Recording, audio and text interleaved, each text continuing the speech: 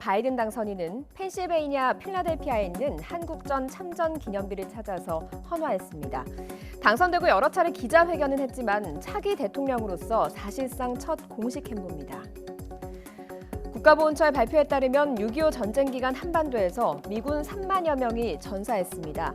남의 나라를 위해서 목숨 바쳐 싸운 만큼 이런 6.25 전쟁에 참전한 미군을 기리는 기념비는 한국과 미국의 동맹, 나아가서 혈맹의 상징으로 여겨지고 있습니다.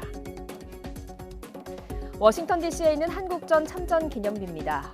대통령이 비롯한 국내 인사들이 미국을 찾을 때 반드시 방문하는 곳입니다. 이곳에 있는 참전기념비는 조지 H.W. 부시 대통령이 참석한 가운데 1992년에 착공됐습니다. 이날 한국전 참전 기념비 제막식은 김영삼 대통령과 클린턴 대통령이 나란히 입장하는 것으로 시작됐습니다. 그리고 3년 뒤 참전기념식은 김영삼 대통령의 방미에 맞춰서 건립됐습니다. 김영삼 대통령과 빌 클린턴 당시 대통령이 나란히 참석을 했고요. 6.25 전쟁의 의미를 되새기면서 제막식을 거행했습니다.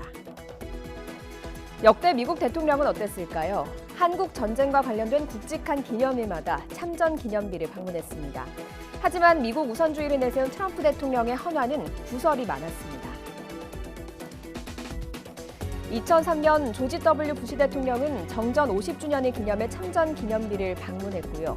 2013년엔 정전 60주년 기념식에 오바마 당시 대통령이 참석해서 기념비에 헌화했습니다. 트럼프 대통령은 올해 6월 워싱턴 DC에 있는 한국전 참전 기념비를 찾아 헌화했습니다. 정전 70주년 기념 헌화였지만 백악관에서 쫓겨난 볼턴 국가안보 보좌관이 트럼프 대통령이 미군이 한국에 주둔한 것에 대한 불만을 터뜨렸다고 폭로한 직후의 행보여서 구설에 오르기도 했습니다. 바이든 당선인은 펜실베이니아 필라델피아에 있는 6.25 전쟁 참전 기념비를 찾아서 헌화했습니다. 미국 전역에 100여 개의 한국전 참전 기념비가 있는데요. 이곳은 바이든 당선인의 집에서 차로 45분 거리에 있는 곳이라고 합니다. 한국은 혈맹이자 친구라고 강조해온 바이든 당선인의 한국전 참전기념비 방문. 당선된 이후 첫 공식 행보인 만큼 당선인이 한미 동맹을 얼마나 중요하게 생각하고 있는지 다시 한번 가늠해 볼 수 있는 의미 있는 행보로 풀이되고 있습니다.